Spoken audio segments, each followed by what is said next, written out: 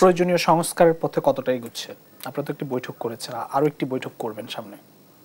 এখন সব কথা বলে দিলে তো ঠিক হবে না।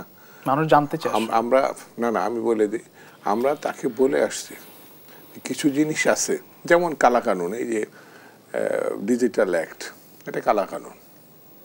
এই যে যখন খুশি আমি 150 হাওয়ারে গিয়ে ধরে নিয়ে চলে গেলাম, কালাকানুন। এই ধরনের কিছু আইন আছে যেগুলো প্রেস নোটের মধ্য দিয়ে কিন্তু বাতিল করা যায়। এটার আমাদের জাস্টিস শাহাবুদ্দিন সাহেব 90-এর পরে, গণঅভ্যুত্থানের পর, তিনি কিন্তু তাৎক্ষণিকভাবে কালাকানুন ইচ্ছা করলে সেই সময় ও বাতিল করার কারণে পত্রের ডিক্লারেশন বাতিল করা যেত না, কিন্তু তার আগে মুহূর্ত পর্যন্ত এটা যেত।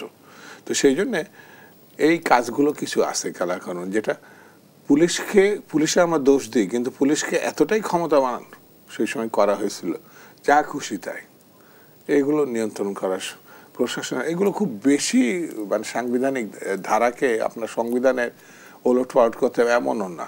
সেই জন্য আমার কাছে মনে হয়েছে ডক্টর ইউনূসের যে সদিচ্ছাটা আছে সেটাকে বাস্তবে রূপ দেওয়ার জন্যে তার চারিপাশে যেসব লোক আছে, হঠাৎ করে কেউ কেউ বলেন অন্য একটা দলকে ক্ষমতা না, একটা দলকে নামিয়ে অন্য দলকে ক্ষমতা আনার জন্য আসেনি। আরে বেটা, তুইও তো একটা ক্ষমতার যাওয়ার জন্য রাজনীতি দল বানাইছে, তাহলে কি ওইটি রাজনীতিতে যাবে? আজকে আবার দেখলাম অনলাইনে যে না, থানা পৌরতে এখন ন্যূনতম 40 বছর বয়স হতে হবে। তাহলে এখানে কি হবে? কেন্দ্রীয় পর্যায়ে বাপের বয়স 26, সন্তানের বয়স 40। হরিবল কাণ্ড। সেই জন্য আমার কাছে মনে হয় বাংলাদেশটাকে গতিশীল করতে হলে গণতান্ত্রিক প্রতিযোগিতা, সেটা হচ্ছে নির্বাচনের প্রতিযোগিতার ব্যবস্থা করতে হবে। এছাড়া কোনো এগোনোর রাস্তা নাই।